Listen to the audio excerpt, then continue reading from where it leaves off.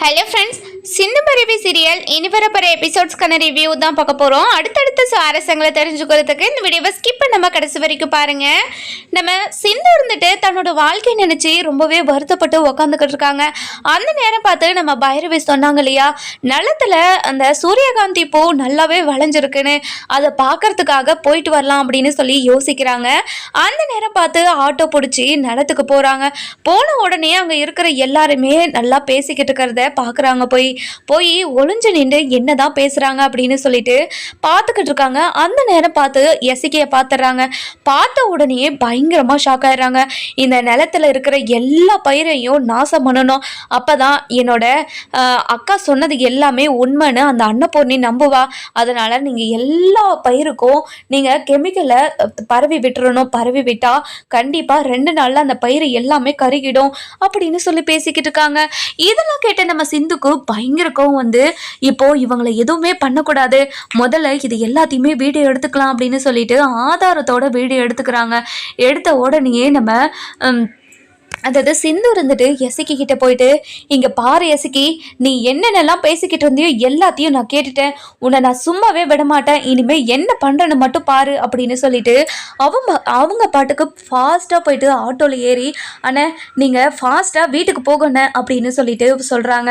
இதெல்லாம் கேட்ட எசிக்கி இருந்துட்டு, இங்கே பாருங்கடா, அந்த பொண்ணை நீங்கள் சும்மாவே விடக்கூடாது, நம்ம பேசினது எல்லாத்தையுமே அந்த பொண்ணு கேட்டு இப்போது அன்னபூர்ணிக்கிட்ட சொல்லலான்னு போகுது, இதை மட்டும் அன்னபூர்ணி கிட்ட சொன்னால் கண்டிப்பாக அந்த வீட்டில் நான் இருக்கவே முடியாது, அந்த பொண்ணை ஏதாவது பண்ணி ஆகணும், அந்த பொண்ணை போட்டு தள்ளணும், அப்போ தான் நம்ம தப்பிப்போம் அப்படின்னு சொல்லிட்டு அந்த ஆளுங்க கிட்டலாம் சொல்லி அந்த ஆட்டோவை அதாவது மடக்க சொல்கிறாங்க.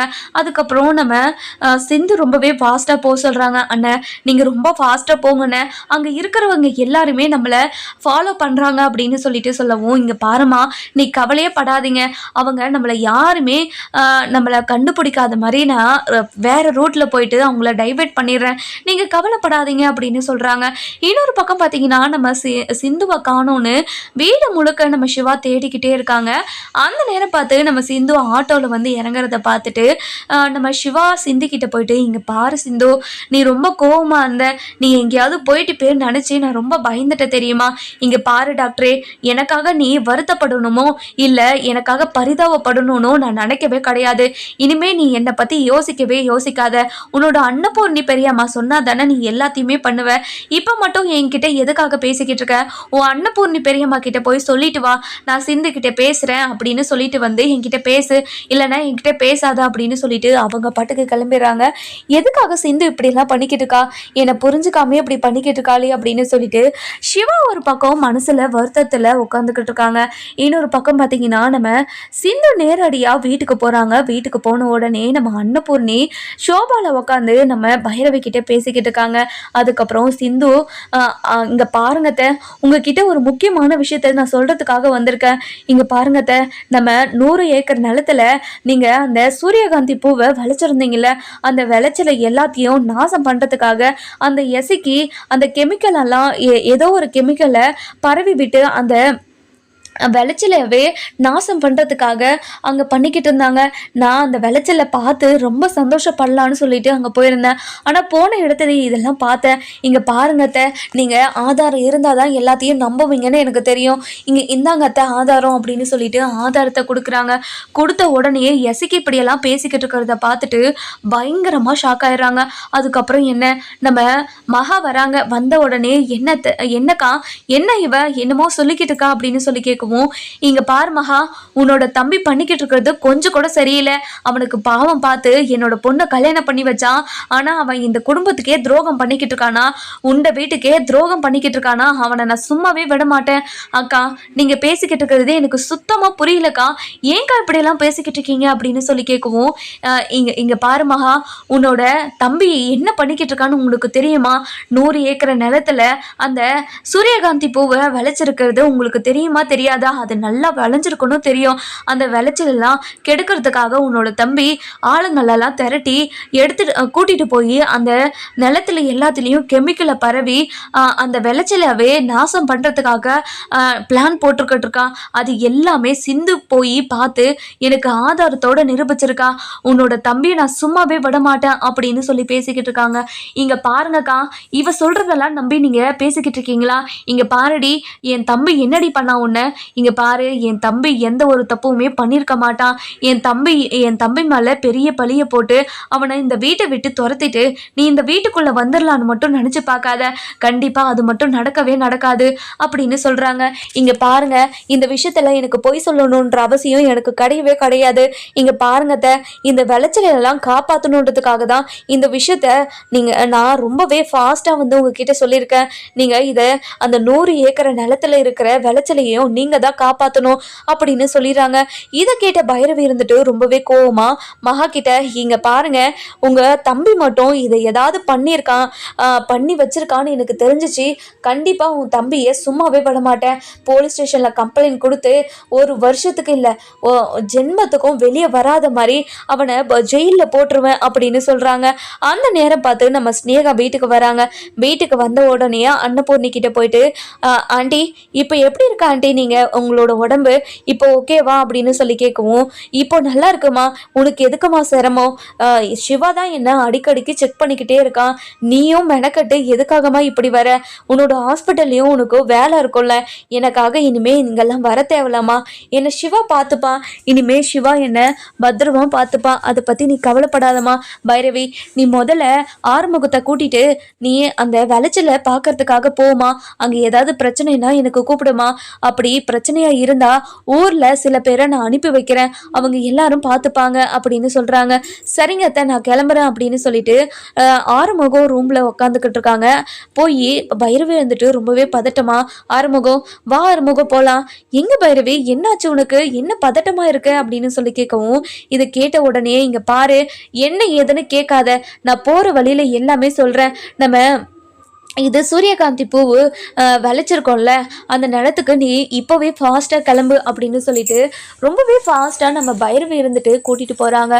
போகிற வழியில் நம்ம ஆறுமுகம் இருந்துட்டு, என்னாச்சு பைரவி, சொல்லு பைரவி, எனக்கு ரொம்ப பதட்டமாக இருக்குது. இங்கே பாரு, அந்த எசக்கி இருக்கான்ல, எசக்கி நம்ம அந்த 100 ஏக்கர் நிலத்தில் இருக்கிற விளைச்சலை எல்லாத்தையும் நாசம் பண்ணணுன்றதுக்காக எல்லா கெமிக்கலையும் எடுத்துகிட்டு போயிட்டு அந்த நிலத்தில் பரவி விடுறதுக்காக போயிருக்கானா அப்படின்னு சொல்றாங்க. இதை கேட்ட உடனே ஆறுமுகத்துக்கு பயங்கரமா ஷாக் ஆயிடுது. என்ன பைரவி சொல்ற? அதை வச்சுதான் நான் நிறைய பிளானை போட்டுக்கிட்டு இருந்தேன். என்னோட கடத்தை ஒரே வருஷத்துல எல்லாத்தையும் அடைச்சிட்டு ஒரு நிம்மதியான வாழ்க்கையை வாழலாம்னு நினைச்சுக்கிட்டு இருந்தேன். ஆனா இது எல்லாத்துக்கும் ஒரு முற்றுப்புள்ளி வைக்கிற மாதிரி இந்த எசக்கி இப்படியெல்லாம் பண்றானா, அதை சும்மாவே விடக்கூடாது. சரி பைரவி, நான் ஃபாஸ்டா போறேன் அப்படின்னு சொல்லிட்டு ரொம்ப ஃபாஸ்டா போறாங்க. போன உடனே அங்க யாருமே இல்லாததை பார்த்துட்டு, என்ன பைரவி, யாருமே காணோம் அப்படின்னு சொல்றாங்க. இன்னொரு பக்கம் பார்த்தீங்கன்னா நம்ம எசக்கி இருந்துட்டு வீட்டுக்கு வராங்க. வீட்டுக்கு வந்த உடனே எசக்கி கிட்ட நம்ம அதாவது அன்னபூர்ணி இருந்துட்டு, இங்க பாரு ஆறுமுகம், நீ பண்றதெல்லாம் சரியா இருக்கா? எதுக்காக இப்படியெல்லாம் பண்ணிக்கிட்டு இருக்க நீ? இங்க பாரு, நீ பண்றது கொஞ்சம் கூட சரியில்லை. எதுக்காக அந்த விளைச்சலெல்லாம் நாசம் பண்ணணும் அப்படின்னு நினைச்சு இதெல்லாம் பண்ணிக்கிட்டு இருக்க? இங்க பாருங்கக்கா, நான் பண்ணது எல்லாமே தப்பு தான், என்னை மன்னிச்சிருங்கக்கா. என்னோட அக்கா சொன்னது எல்லாமே தப்பு அப்படின்னு நினைச்சு என் அக்காவை மதிக்க மாட்டீங்கன்னு நினைச்சுதான் இப்படியெல்லாம் பண்ணேன். என் அக்காவுக்கு கொஞ்சம் மரியாதை கூடட்டணும் தான் இப்படியெல்லாம் பண்ணேன். என் அக்கா சொன்னதை மீறி நீங்கள் அந்த நிலத்துல விளைச்சல ஆரம்பிச்சிங்க. அந்த விளைச்சலும் நல்லா கொடுத்துருக்கு. இதை நினச்சி நீங்கள் ரொம்ப சந்தோஷப்பட்டுக்கிட்டு இருந்தீங்க. என் அக்கா சொன்னது எல்லாமே தப்புன்னு நீங்கள் புரிஞ்சுக்கிட்டீங்க. அதனால தான் இது எதுவுமே நடக்கக்கூடாதுன்றதுக்காக தான் இப்போ உடனடியாக இது எல்லாத்தையுமே கெடுத்து விடணும்னு நினச்சிதான்க்கா இது எல்லாத்தையும் பண்ணேன். என்னை மன்னிச்சிருங்கக்கா அப்படின்னு சொல்லிட்டு மன்னிப்பு கேட்குறாங்க.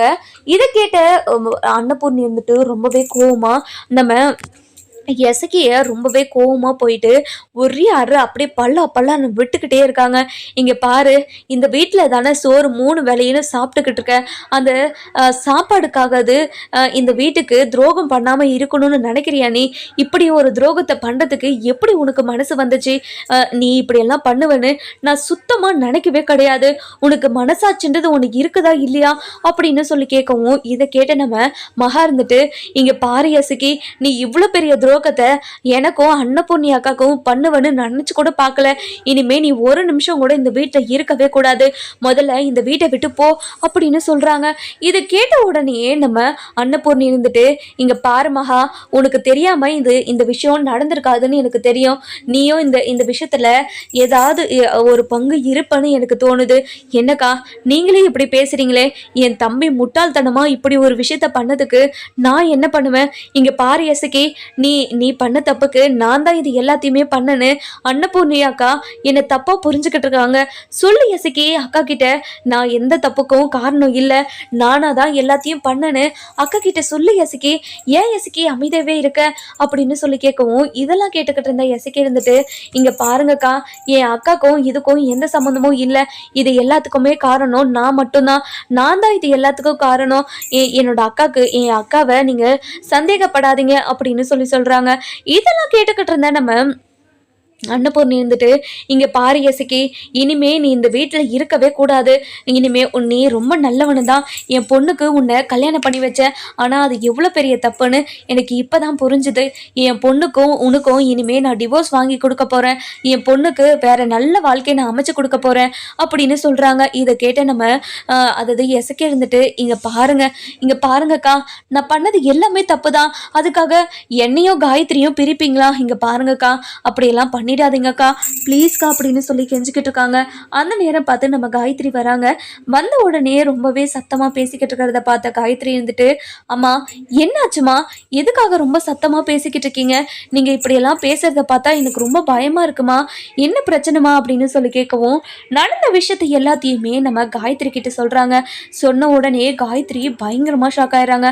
அப்போ தான் நம்ம எசக்கியை பற்றி முழுசாக புரிஞ்சுக்கிறாங்க. இந்த எசக்கி நமக்கு நல்லது பண்ணுறதுக்காகலாம் வரல, இவன் நம்மளை ஏமாத்தி எப்படியாவது நம்மளை அடைஞ்சிடணும்னு நினச்சிக்கிட்டு இருக்கான். அது மட்டும் நடக்கவே கூடாது. இந்த சமயம் பார்த்து அம்மா கிட்ட எல்லா விஷயத்தையும் சொல்லிடலாம். அப்போ தான் இனிமேல் எந்த ஒரு பிரச்சனையும் வராமல் நான் செல்லியனை கல்யாணம் பண்ணிக்க முடியும் அப்படின்னு யோசிச்சு, அம்மா நான் உங்ககிட்ட ஒரு முக்கியமான விஷயம் பேசணுமா, எனக்கு எசக்கி கூட வாழ்றதுல சுத்தமாக விருப்பமே கிடையாதுமா. எனக்கு என்கிட்ட இருந்து எப்படியாவது எசக்கியை பிரித்து எனக்கு ஒரு விடுதலையை வாங்கி கொடுமா. எனக்கு செல்லியனை தான் பிடிச்சிருக்கு, எப்படியாவது என்னை செல்லியன் கூட சேர்த்து வைங்கம்மா. என்னோட வாழ்க்கை நல்லா இருக்கணும்னு நீங்கள் நினச்சிங்கன்னா என்னை நீங்கள் செல்லியன் கூட சேர்த்து வைங்கம்மா அப்படின்னு சொல்கிறாங்க. இது கேட்டு நம்ம அன்னபூர்ணிக்கு பயங்கரமாக ஷாக் ஆகிடுது. இங்கே பாரு காயத்ரி, உனக்கு எஸ்திக்கியை கல்யாணம் பண்ணிக்கிறதுக்கு விருப்பம் இல்லைன்னா நீ கல்யாண மண்டபத்திலேயே சொல்லியிருக்க வேண்டியது தானே. இந்த கல்யாணத்தை நான் பண்ணியிருக்கவே மாட்டேன். ஆனால் நீ இப்போ சொல்கிற உனக்கு இந்த கல்யாணத்தில் விருப்பம் இல்லை, எஸ்திக்க கூட வாழ்கிறதுல விருப்பம் இல்லைன்னு சொல்லிக்கிட்டு இருக்கே. ஐயோ கடவுளே, என் பொண்ணோட வாழ்க்கையை நானே கெடுத்துட்டேனே. இங்கே பாருங்கம்மா, உங்கள் கௌரவத்துக்கு எந்த ஒரு பிரச்சனையும் வந்துடக்கூடாதுன்றதுக்காக தான் இது எல்லாத்தையுமே நான் பண்ணேன். இங்கே பாருங்கம்மா ப்ளீஸ்மா, எனக்கு இந்த எசக்கி வேண்டவே வேண்டாமா அப்படின்னு சொல்லி பேசிக்கிட்டு இருக்காங்க. அந்த நேரம் பார்த்து நம்ம பைரவியும் அதுக்கப்புறம் நம்ம ஆறுமுகமும் வீட்டுக்கு வராங்க. வீட்டுக்கு வந்த உடனேயே நம்ம ஆறுமுகம் இருந்துட்டு, இங்கே பாருங்கம்மா, நாங்கள் நல்லத்துக்கு போய் பார்த்தோம், ஆனால் அங்கே யாருமே இல்லையே அப்படின்னு சொல்லி கேட்கவும், இங்கே பாரு ஆறுமுகம், சிந்து போய் அங்கே பார்த்து எல்லாத்தையும் வீடியோ எடுத்துகிட்டு வந்திருக்கா. சிந்து அது எசக்கி கிட்ட பேசிக்கிட்டு தான் வந்திருக்கா. நீங்கள் இது எல்லாத்தையும் பண்ணுங்கன்னு சொல்லிட்டு நான் போய் அன்னபூர்ணி அத்தைக்கிட்ட சொல்ல தான் போகிறேன் அப்படின்னு சொல்லிட்டு வந்திருக்கா. அதனால தான் அங்கே இருந்த ஆளுங்க எல்லாம் தப்பிச்சு ஓடி இருக்காங்க. அவங்களுக்கு யாருமே சும்மா விடக்கூடாது ஆறுமுகம். நீ தான் சீக்கிரமாக அந்த விளைச்சலை முடித்து இந்த பிரச்சனையை நீ ஃபேஸ் பண்ணணும் அப்படின்னு சொல்கிறாங்க. இங்கே பாருங்கம்மா, நீங்கள் இனிமேல் கவலைப்படாதீங்க, நான் அந்த நிலத்தை ஆள் போட்டு கவனிச்சுக்கிறேன். இனிமேல் அந்த நிலத்துக்கு எந்த ஒரு பிரச்சனையுமே வராதபடி நான் பார்த்துக்கிறேன், நீங்கள் கவலையப்படாதீங்க அப்படின்னு சொல்கிறாங்க. அதுக்கப்புறம் ஆறுமுகம் இருந்துட்டு சிந்து கிட்ட போயிட்டு, இங்கே பாரு சிந்து, நீ மட்டும் இந்த விஷயத்த கவனிக்கலைன்னா கண்டிப்பாக அந்த 100 ஏக்கரை நிலமும் வேஸ்ட்டாக போயிருக்கும். அந்த விதைச்ச விதையும் அறுவடைக்கு வந்த எல்லா பூவுமே ரொம்ப வேஸ்டாக இருக்கும். நீ தான் எல்லாத்தையும் காப்பாற்றி கொடுத்துருக்க, ரொம்ப நன்றி சிந்து. இங்கே பாருங்க ஆறுமுகம், நம்ம வீட்டில் ஒரு பிரச்சனைனா அதை பார்த்துக்கிட்டு நான் சும்மா இருக்க முடியுமா? என்னால் கண்டிப்பாக சும்மா இருக்க முடியாது. இந்த வீட்டில் இருக்கிற எல்லாருமே ரொம்ப சந்தோஷமாக இருக்கணும், அதுதான் என்னோட ஆசை. நீங்கள் கவலையே படாதீங்க. நீங்கள் போயிட்டு அந்த நிலத்தை கொஞ்சம் பத்திரமா பார்த்துக்கோங்க. இந்த எசக்கி மாதிரி உங்கள் மேலே யாராச்சும் துரோகம் வச்சுக்கிட்டு இருந்தாங்கன்னா இல்லை பகையை வச்சுக்கிட்டு இருந்தாங்கன்னா கண்டிப்பாக அந்த நிலத்தை ஏதாவது பண்ணணும்னு நினச்சிக்கிட்டு இருப்பாங்க. அதை நீங்கள் சரி பண்ணணும்னா நீங்கள் ஆள் போட்டவோ இல்லை நீங்கள் அங்கே இருந்தோ தான் பார்த்துக்கணும். நீங்கள் அங்கே இருந்து அந்த நிலத்தை அறுவடை பண்ணுற வரைக்கும் கொஞ்சம் பார்த்துக்கோங்க அப்படின்னு சொல்லிடுறாங்க.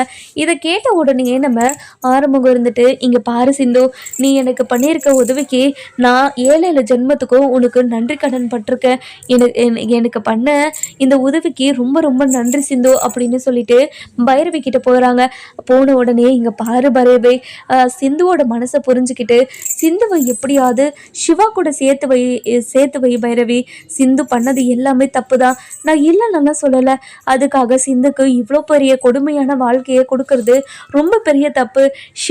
சிவா இந்த தப்பை பண்ணாங்கன்னு சொல்லிட்டு சிவாவை இந்த வீட்டில் எல்லாரும் ஏற்றுக்கிட்டாங்க தானே. சிந்து கூட சேர்ந்து வாழ சொல்லி எல்லாரும் சொன்னாங்களா இல்லையா?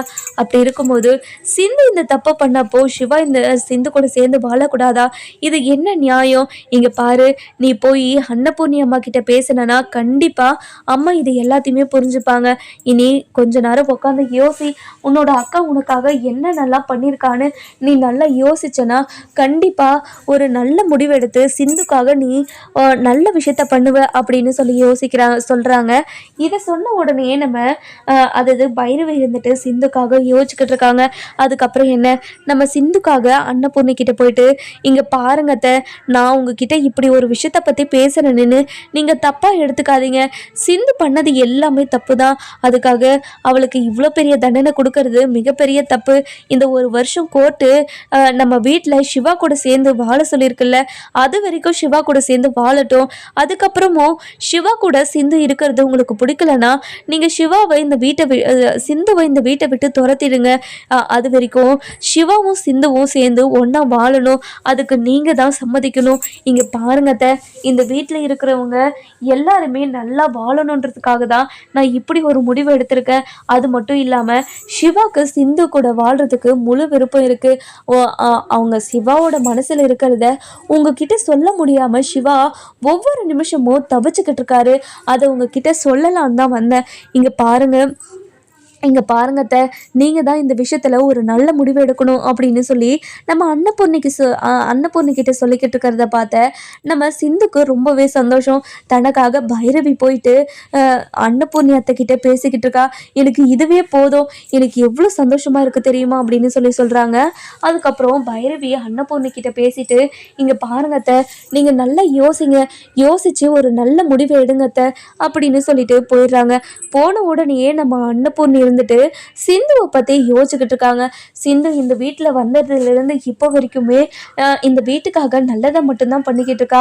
ஆனால் நம்ம தான் சிந்துவை புரிஞ்சுக்காம இப்படி சிந்துவை கஷ்டப்படுத்திக்கிட்டு இருந்திருக்கோம். அதெல்லாம் ரொம்ப பெரிய தப்புன்னு பைரவி நம்மக்கிட்ட எடுத்து சொல்லும் போது தான் நமக்கு புரியுது. கடவுளே, நான் சிந்து மேலே இவ்வளோ பெரிய கோவம் நான் பட்டிருக்கவே கூடாது. அது மிகப்பெரிய தப்புன்னு நான் இப்போ புரிஞ்சுக்கிட்டேன். இனிமே நான் சிந்து கிட்ட கோவப்பட மாட்டேன். சிந்து அவள் பண்ணது தப்புன்னு உணர்ந்துட்டான். அப்படி இருக்கும்போது நான் அவளை தண்டிக்கிறதுல எந்த ஒரு நியாயமே கிடையாது. இனிமேல் சிந்துவும் சிவாவும் சேர்ந்து வாழட்டும். சிந்துக்கும் சிவாக்கும் ஒரு வருஷம் வாழட்டும். அந்த ஒரு வருஷத்தில் 2 பேருக்குமே எந்த ஒரு மனஸ்தாபமும் ஏற்பட்டு 2 பேரும் சந்தோஷமாக வாழனானா கண்டிப்பாக அவங்க 2 பேருமே நானே பிரித்து வச்சிடறேன் அப்படின்னு சொல்லி கடவுள்கிட்ட வேண்டிக்கிட்டு இருக்காங்க. அதுக்கப்புறம் என்ன, நம்ம சிவாவை முதல்ல அதாவது ஆளுக்கு வர சொல்கிறாங்க.